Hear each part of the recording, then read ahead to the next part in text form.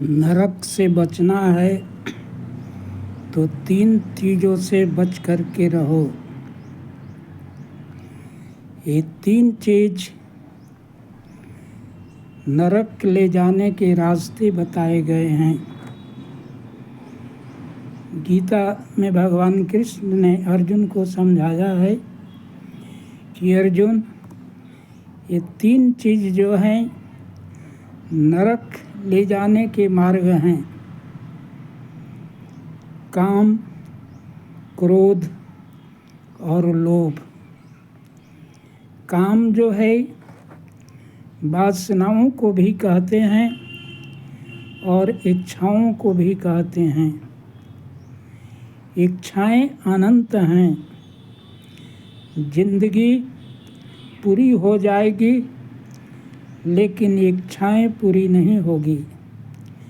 इसलिए भगवान भी आवश्यकताओं की पूर्ति करते हैं, इच्छाओं की नहीं। कहा गया है कि जैसे घी में अग्नि में घी डालने से अग्नि की ज्वाला शांत नहीं होती है, उसी तरह एक इच्छा के पूरा होने पर दूसरी इच्छा आकर के सवार हो जाती है। इसलिए इच्छाएं अनंत हैं। इसलिए सभी इच्छाएं किसी का आज तक पूरा नहीं हुआ है। और कहा गया है अंत गति सो मति। अंत में शरीर पूरा हो गया और इच्छाएं बनी हुई हैं तो यही अगले जन्म लेने का कारण भी बनता है। इसलिए इच्छाओं को लेकर के नहीं मरना चाहिए, निर्विकार होकर के मरना चाहिए।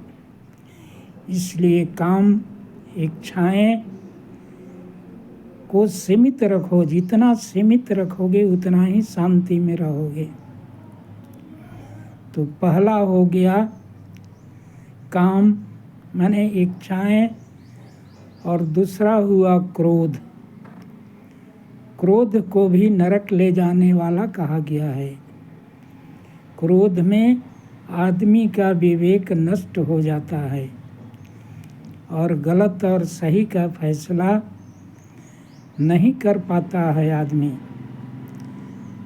इसलिए कुछ लोग कहते हैं कि जिस दिन फैसला सुनाना रहता है, अगर जज का मूड उस दिन ठीक नहीं है तो किसी कारणवश दूसरे दिन तारीख टाल दिया जाता है, क्योंकि कोई भी फैसला शांत दिमाग से ही करने से अच्छा होता है। तो क्रोध थोड़े देर के लिए आता है। आंधी जब आती है उस समय पता कुछ नहीं चलता है, लेकिन आंधी जब समाप्त हो जाती है तब पता चलता है क्या क्या नुकसान करके चला गया। तो क्रोध का भी यही हाल है। जब क्रोध आता है उस समय आदमी को पता नहीं चलता है हम क्या बोल गए, क्या कर गए, लेकिन जब क्रोध समाप्त हो जाता है तब आदमी को पता चलता है कि कितना बड़ा नुकसान कर गया, संबंधों को बिगाड़ लिए। तीर जो है कमान से निकला हुआ और मुंह से जबान निकला हुआ फिर वापस नहीं आते हैं, लेकिन ऐसा घाव कर जाते हैं कि जिंदगी भर के लिए याद रहता है। इसलिए दूसरा है नरक ले जाने वाला क्रोध। खुद भी जलाता है और दूसरे को भी जलाता है। इसलिए क्रोध को शांत रखना चाहिए। और तीसरा है लोभ। लोभ भी नरक ले जाने वाला तीसरा मार्ग बताया गया है, क्योंकि लोभ का भी कहीं अंत नहीं है।